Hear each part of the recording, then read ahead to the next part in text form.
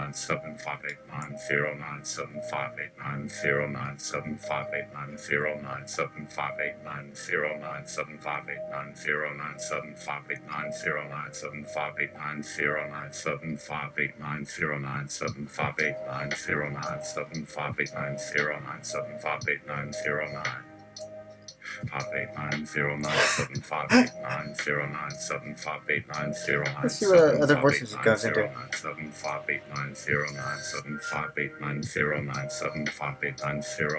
You're all gonna remember that number for the rest of your life. This might be the number you need for your gunpoint